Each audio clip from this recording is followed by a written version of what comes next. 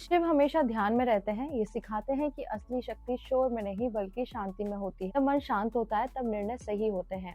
दूसरा है बुराई को सहन करके बदलना, ट्रांसफॉर्मिंग नेगेटिविटी। समुद्र मंथन में शिव ने विष पिया और नीलकंठ बने। इसका मतलब जीवन की कड़वाहट को अपने अंदर सहकर भी दूसरों को बचाना, यही महानता है। तीसरा है सरल जीवन उच्च विचार। शिवा पहाड़ों में रहते हैं साधारण वेश में, सिखाते हैं कि सच्ची खुशी दिखावे में नहीं सादगी में है। चौथा है संतुलन, balance of masculine and feminine energy. Shiva और पार्वती का मिलन हमें सिखाता है शक्ति और शांति, प्रेम और वैराग्य दोनों का संतुलन जरूरी है। पांचवा है अहंकार का त्याग। शिव का तीसरा नेत्र अहंकार और अज्ञान को जलाने का प्रतीक है। इससे सीख मिलती है ईगो छोड़ो, सच्चा ज्ञान अपनाओ। छठा है हर रूप को स्वीकार करना। शिव भूत, पशु, देव सबको अपने गण मानते हैं, मतलब किसी को छोटा या अलग समझकर रिजेक्ट मत करो। सातवां है ध्यान और आत्मज्ञान। शिव आदि योगी पहले योगी थे। वे सिखाते हैं कि ध्यान से मन, शरीर और आत्मा हीलिंग होता है। शिव शक्ति बनना क्या है? ये कोई धार्मिक विचार नहीं है, ये कोई देवता बनने की कल्पना नहीं है। ये है व्यक्तिगत सीमित ऊर्जा का उस अनंत ब्रह्मांडीय ऊर्जा में विलय। शिव शुद्ध चेतना शक्ति, उसकी अभिव्यक्ति। जब दोनों का अनुभव होता है तो भीतर एक हो जाता है, वही है शिव शक्ति अवस्था। व्यक्तिगत प्राण और ब्रह्मांडीय प्राण का मिलन। तांत्रिक परंपरा के अनुसार मनुष्य का अंतिम लक्ष्य क्या है? व्यक्तिगत प्राण, इंडिविजुअल प्राण का महाप्राण, कॉस्मिक प्राण में विलय। यही अवस्था होती है सुपर कॉन्शियसनेस स्टेट। यही है शिव शक्ति का एकत्व। इसको हम कहते हैं कि ब्रह्म पर ब्रह्म में मिल गया, आत्मा परमात्मा में मिल गई। न प्रकाश, न अंधकार, न समय, न दिशा, न जन्म, न मृत्यु, केवल पराशिव पर ब्रह्म अप्रकट सर्वव्यापी चेतना। फिर एक स्पंदन उठा है, वो है एकोहम बहुश्याम, मैं एक हूँ अनेक हो जाऊं। यही पहला कंपन था, यही सृष्टि का आरंभ था। फिर आपको सब समझ में आने लग जाता है, जैसे बीज में पूरा वृक्ष छिपा हुआ हो। हमें इतने पता नहीं होता, इतने छोटू से बीज में इतना बड़ा वृक्ष हो जाएगा। इसी तरह से स्पंदन की सृष्टि है, पूर्णता में एक हलचल उठी, कमी से नहीं लीला से। यही इच्छा शक्ति थी। इस प्रथम इच्छा में जन्म हुआ स्पंदन, वाइब्रेशन। स्पंदन से प्रकट हुई महाप्राण, महाशक्ति, महामाया। यही शक्ति है जिसे हम आदि शक्ति, दुर्गा, काली, नवदुर्गा के रूप में पूजते हैं।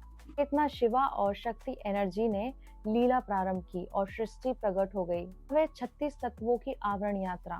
चेतना से ऊर्जा, ऊर्जा से विचार, विचार से सूक्ष्म तत्व और सूक्ष्म से स्थूल।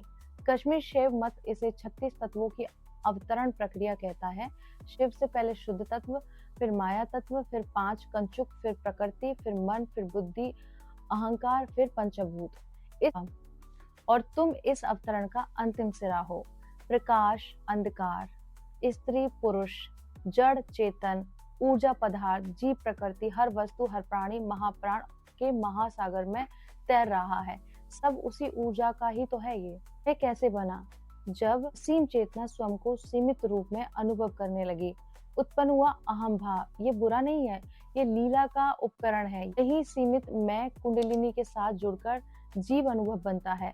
अहंकार और कुंडलिनी एक ही सिक्के के दो पहलू हैं। जैसे कुंडलिनी अनंत ऊर्जा, अहंकार सीमित। पहचान प्रारंभ में क्या था?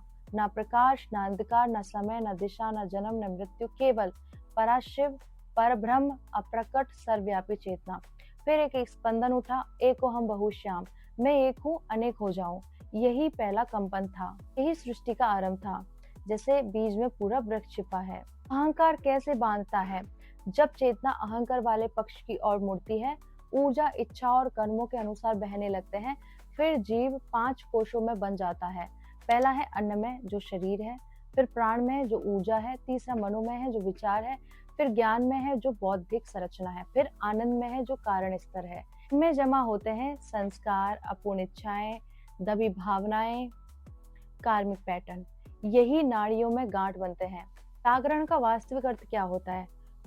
कुंडलिनी उठना कोई सनसनीखेज घटना नहीं है, ये पहचान का उलटना है। ऊर्जा सुषुम्ना से उठती है, व्यक्तिगत प्राण महाप्राण में विलीन होता है, तब अलगाव गिरता है, द्वैत ढहता है, साक्षी और अनुभव एक हो जाते हैं।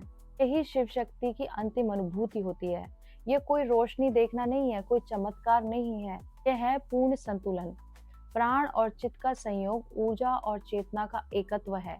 तब अनुभव होता है शिवोहम, जी बचता है, न साधक न खोज, केवल सत्य चित आनंद, वही आपको परमानंद की अनुभूति होती है।